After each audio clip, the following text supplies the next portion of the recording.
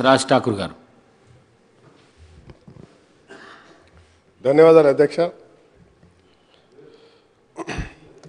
అధ్యక్ష, మీరేమో ఒకటే క్వశ్చన్ మీద మాట్లాడాలంటున్నారు సార్. మా రామగుండం కాన్స్టిట్యున్సీ ఒకప్పుడు ఈ రాష్ట్రంలో ఎవరైనా వస్తే ఉద్యోగాలు దొరికేటి అధ్యక్ష. ఈరోజు రామగుండం సమస్యల గుండంగా మారింది అధ్యక్ష. నిజంగా చెప్పాలంటే బొందలగడ్డగా మారింది. ఇవాళ ఓపెన్ కాస్ట్ చేసి ఇంకా రకరకాల ఇబ్బందులతో తాగడానికి నీళ్లు ఉండవు. అనేక సంక్షేమాలు గత 10 సంవత్సరంలో అన్నీ అనౌన్స్ చేయడం, దానికి తగిన డబ్బులు రాక మరి అన్నీ ఆగిపోయినాయి అధ్యక్ష. ప్రధానమైన సమస్య అధ్యక్ష మా ప్రాంతం సింగరేణి సంబంధించిన ప్రాంతం అధ్యక్ష. దాదాపు సింగరేణి పర్మనెంట్ కార్మికులు ఈరోజు 40,000 పైన ఉంటే వారికంటే ఎక్కువ పనిచేసేటువంటి కార్మికులు ఇలా కాంట్రాక్ట్ కార్మికులు ఉన్నారు అధ్యక్ష. ఇక్కడ మా ఇండస్ట్రీస్ మినిస్టర్ ఉన్నారు, తర్వాత మా ఎనర్జీ మినిస్టర్ గారు ఉన్నారు. కాబట్టి వారికి నేను అప్పీల్ చేస్తున్నా అధ్యక్ష. గత ప్రభుత్వం మరి అనేక మార్లు దాదాపు 2 నెలలు కంటిన్యూగా ధర్నాలు చేశారు అధ్యక్ష. మా దగ్గర కార్మికులందరూ వాళ్ళ బాధలు వర్ణాతీరం అధ్యక్ష. పొద్దున్న సాయంత్రం వరకు పనిచేయాలి, కూలి పని నుంచి మొదలుపెట్టుకుంటే ఇలా బొగ్గు తీయడంలో కూడా వాళ్ళ ప్రధాన పాత్ర ఉంది అధ్యక్ష. బొగ్గు కానీ పర్మనెంట్ కార్మికునికి ₹1,00,000 వస్తుంది అధ్యక్ష, 60,000 నుంచి మొదలవుతుంది. ఇక్కడ కాంట్రాక్ట్ కార్మికుడు పనిచేసేటువంటి వాడు 8,000, 10,000, అది కూడా పూర్తి స్థాయిలో ఉద్యోగం దొరకక కొన్నిసార్లు 6-7 కూడా వస్తలేదు అధ్యక్ష. వారికి ఏదైతే వారి యొక్క సుప్రీంకోర్టు డైరెక్షన్ ఉంది అధ్యక్ష, 22 జియో యాక్ట్ ప్రకారంగా అది ఇంప్లిమెంట్ చేస్తే అట్లీస్ట్ సింగరేణి వ్యవస్థను ఇలా పర్మనెంట్ కార్మికులతో సమానంగా నడిపిస్తున్నటువంటి వారికి న్యాయం చేసే విధంగా చేయాలి అధ్యక్ష. వారు చనిపోతారు అధ్యక్ష. మా ప్రాంతంలో ఒక యాక్సిడెంట్ జరిగితే 6 ముక్కలు అధ్యక్ష. ముక్కలు అంటే వాళ్ళ కాలు చేతులు, వాళ్ళ తలకాయలు కూడా ఎవరెవరో గుర్తుపట్టలేని పరిస్థితి. ఇలా పర్మనెంట్ కార్మికుడు చనిపోతే ₹1 కోటి ఇస్తున్నాం అధ్యక్ష. కానీ వీళ్ళు చనిపోతే మాత్రం బేరసారాలు ఆడాల్సి వస్తుంది.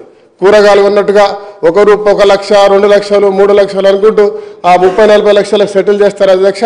అది కూడా తిరిగి వాళ్ళు విసికి వేదారిపోతారు. ఆ డబ్బులు ఇప్పటివరకు రావా అధ్యక్ష. నేను ప్రభుత్వాన్ని మీ ద్వారా కోరుతున్నా అధ్యక్ష, అట్లీస్ట్ సింగరేణి, ఎన్టీపీసీ, ఆ ప్రాంతంలో కేశారాంలో ఇవన్నీ కూడా సింగరేణి సంబంధించినటువంటి వారి యొక్క నిధుల్లో నుంచి వాళ్ళకు ఉద్యోగాలు ఇవ్వచ్చు అధ్యక్ష. వారికి ఖచ్చితంగా మరి హై పవర్ వేతనాలు ఏవైతే ఉన్నాయో ఆ హై పవర్ వేతనాలలో కూడా అధ్యక్ష స్కిల్డ్, సెమీ స్కిల్డ్, అన్స్కిల్డ్ వాళ్ళకి ఆ రకంగా వేసుకున్నా కూడా ఒక్కొక్కరికి 18 నుంచి 20-25 వేలు మాత్రమే వస్తాయి అధ్యక్ష. ఆ 25 వేలు తీసుకునే వారు సమానంగా పర్మనెంట్ కార్మికులతో సమానంగా పనిచేస్తారు అధ్యక్ష. పర్మనెంట్ చేయకపోయినా ఈరోజు ఇలా నిరుద్యోగ సమస్య అధ్యక్ష. మా దగ్గర ఇంటింటిలో ప్రతి ఇంటికి 2 గ్రాడ్యుయేట్లు ఉంటారు అధ్యక్ష. కూలీ నాలి చేసుకొని మా ప్రాంతంలో ప్రతి ఇంట్లో చదివించినటువంటి ఒక మంచి వ్యవస్థ ఉంది. మా ప్రాంతంలో దాదాపు ఈరోజు కూడా 30,000 మంది నిరుద్యోగులు ఉద్యోగాలు లేక ఇంజనీర్లు, ఎంబీఏలు చేసుకుంటూ ఇంజనీరింగ్ పని చేసిన వాళ్ళు కూడా ట్రాక్టర్లు నడుపుతున్నారు, ఆటోలు నడుపుతున్నారు, సెక్యూరిటీ గార్డులు చేస్తున్నారు, కూలి పనిపోతున్నారు అధ్యక్ష. మొన్న నేను వాడలకు వెళ్తే ఒక అమ్మాయి వాళ్ళ నాన్నతో మేస్త్రి పని చేస్తుంది. మేస్త్రి పని అంటే తట్టలు లేపుతున్నారు. ఒక అమ్మాయి ఏమో ప్లాస్టింగ్ చేస్తుంది అధ్యక్ష. చాలా దారుణం అధ్యక్ష. ఆమెను అడిగిన ఏం చదివినామా అంటే నేను ఎంబీఏ అన్నాడు. వాళ్ళ కొడుకు మా తమ్ముడు ఇంజనీరింగ్ అన్నారు. మీరు ఎందుకు మరి ఈ పని చేస్తున్నా అంటే తెలంగాణ వచ్చింది, తెలంగాణ వస్తే మా కుటుంబాలు బాగుపడతాయి, బంగారు కుటుంబాలు అవుతాయి, అందరికీ ఉద్యోగాలు వస్తాయని ఆశించడం. కానీ అన్న మా బతికిదైపోయింది, మా నాన్నకు తినడానికి తిండి లేదు, మా నాన్నకు పెరాలసిస్ వచ్చింది. ఇవాళ ప్రతి 10 ఇండ్లకు ఒక ప్రాంతంలో ఇవాళ ఓపెన్ కాస్ట్ నడి ఊర్లో చేయడం వల్ల ఈరోజు ప్రతి ఒక్క 10 ఇండ్లకు ఒక పెరాలసిస్ పేషెంట్ ఉన్నాడు. ఇవాళ మన కుటుంబాన్ని కాపాడాలంటే మేము ఈ పని చేయాల్సి వస్తుంది అని చెప్పి వాపోతున్నారు అధ్యక్ష. ప్రత్యేకమైనటువంటి దృష్టి పెట్టి రామగుండాన్ని మరి అక్కడ ఈ యొక్క దీనిపై పూర్తి స్థాయిలో మరి ప్రభుత్వం వారి యొక్క వేతనాలు పెంచేటువంటి 22 యాక్ట్ని ఇంప్లిమెంట్ చేయాలని, అట్లీస్ట్ సింగరేణి కన్నా ఇంప్లిమెంట్ చేయాలని మీ ద్వారా కోరుతున్న అధ్యక్ష. దాంతోపాటు ఇండస్ట్రీస్ మినిస్టర్ గారు ఇక్కడే ఉన్నారు, మరి ఎనర్జీ మినిస్టర్ గారు ఉన్నారు. జెన్కో నిన్న కూడా మాట్లాడిన అధ్యక్ష, ఆడ ఖచ్చితంగా జెన్కో ద్వారా 1x800 పవర్ ప్లాంట్ కట్టించాలని చెప్పి మీతో కోరుతా ఉన్నా. మరి అదే మరి ఇంకా అనేక సమస్యలు ఉన్నాయి. మా ప్రాంతంలో తాగడానికి నీళ్ళు లేవు అధ్యక్ష. మా చుట్టూ చూస్తే గోదావరి ఉంటుంది, అక్కడ రివర్స్ పంపింగ్ వాడు మేడిగడ్డ నీళ్ళు వచ్చినాయి అధ్యక్ష.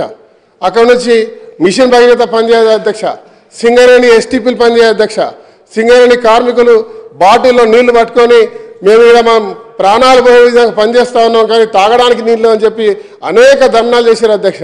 కానీ గత ప్రభుత్వం పూర్తి స్థాయిలో పట్టించుకోలే. మున్సిపాలిటీ సిబ్బంది ఉండదు, ఆ ప్రాంతాల్లో సిస్టమ్ ఉండదు, ఇప్పటివరకు కమిషనర్ లేడు, నిధులుండవు, ఏముండవు అధ్యక్ష. ఇలా సింగరేణి వారిని మరి ప్రభుత్వాన్ని కోరుతున్నా, వెంబటే ఎస్టీపీలు ఏర్పాటు చేయాలి, మంచినీళ్ళు ఇవ్వాలి.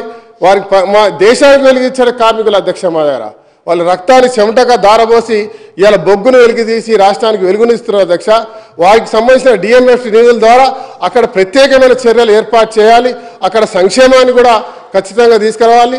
ఎడ్యుకేషన్తో పాటు వెల్ఫేర్ అన్ని రకాలుగా తీసుకొచ్చేటువంటి కార్యక్రమాన్ని మరి ఈ ప్రభుత్వం ఖచ్చితంగా తీసుకుంటుందని ఆశిస్తున్నా. దాంతోపాటు అధ్యక్ష, చివరిగా ఒక్క నిమిషం అధ్యక్ష, నేను మా నాయకులు శ్రీధర్ బాబు గారు ఉన్నారు ఇక్కడ, వారికి పూర్తి దీనిపై అవగాహన ఉంది అధ్యక్ష. ప్రభుత్వాన్ని ఒక ప్రత్యేకంగా సింగరేణి ప్రాంతంలో ఉన్నటువంటి శాసనసభ్యులతో ఆ ప్రాంతానికి సంబంధించిన సమస్యల మీద ప్రత్యేకమైనటువంటి కార్యాచరణ తీసుకోవాలని కోరుతా ఉన్నాం. మరి గతంలో మరి ఎందుకు జరిగిందో తెలియదు కానీ సింగరేణికి మా దగ్గర ఒక ప్రభుత్వ హాస్పిటల్ ఉంది అధ్యక్ష, దాన్ని మెడికల్ కాలేజీలో కన్వర్ట్ చేసినారు. దాన్ని దాదాపుగా 1000 పడకలు చేయాలంటే ఆలోచన. కానీ నిన్న కూడా మాట్లాడిన అధ్యక్ష, నేను ఇలా సింగరేణికి 500 కోట్ల రూపాయలు దానికి కేటాయించిన అధ్యక్ష. దాంట్లో 280 కోట్లు మాత్రమే వచ్చింది, ఒక బిల్డింగ్ అయింది అధ్యక్ష. కానీ ఏదైతే హాస్పిటల్ మెయిన్ హాస్పిటల్ ఉందో అది హాస్పిటల్ కాకపోవడం నిజంగా బాధాకరం అధ్యక్ష. వెంబటి ప్రభుత్వాన్ని నేను వేడుకుంటా ఉన్నా, తతిమ నిధులు కూడా విడుదల చేసి ఆడ వెంబటే హాస్పిటల్ నిర్మాణం చేయాలని చెప్పి మీ ద్వారా కోరుతూ మరి అవకాశం ఇచ్చినందుకు ధన్యవాదాలు అధ్యక్ష. Thank you sir. గౌరవ సభ్యులు చెప్పిన విషయాన్ని నోట్ చేసుకున్న అధ్యక్ష, ముఖ్యంగా సింగరేణికి సంబంధించిన సమస్యలు, కార్మికులకు సంబంధించిన అందరూ కూడా చాలా ముఖ్యమైన సమస్యలు. దాంతోపాటు వారు చెప్పిన డ్రింకింగ్ వాటర్ సమస్య కానీ, ఆ సింగరేణి సంస్థకి చెందిన మినరల్ ఫండ్ కూడా ఆ చుట్టుపక్కల కాన్స్టిట్యుయెన్సీ వాళ్ళకి ఇవ్వకుండా గజ్వేలు, సిద్దిపేట, సిరిసిల్ల సంబంధిత ప్రాంతాలకు ఇవ్వడం జరిగింది. దాన్ని కూడా ఇప్పటికే కలెక్టర్ గారితో నేను, మన సంబంధిత శాఖ మంత్రి గారు, ఆ జిల్లా మంత్రి గారు మాట్లాడడం జరిగింది. అందుకనే గౌరవ సభ్యుడు చెప్పింది కరెక్ట్ విషయం అధ్యక్ష. ఎక్కడైతే ఉందో ఆ ప్రాంతంలో ఎఫెక్ట్ అయ్యే పబ్లిక్కే ప్యూర్ వాటర్ ఇవ్వాలి. దాని మీద ఆదేశాలు ఇవ్వడం జరిగింది. సంబంధిత జిల్లా శాఖ మంత్రి శ్రీధర్ బాబు గారు, సంబంధిత మంత్రి బట్టి గారికి, అలాగే పొన్నం ప్రభాకర్ గారితో చర్చించి దాని మీద కూడా చర్యలు తీసుకుంటాం. కార్మికుల సమస్యల మీద తప్పకుండా ప్రత్యేకంగా దృష్టి పెడతాం. సంబంధిత శాఖ మంత్రి గారు కూడా తెలియజేస్తాం. గౌరవ సునీత లక్ష్మారెడ్డి గారు.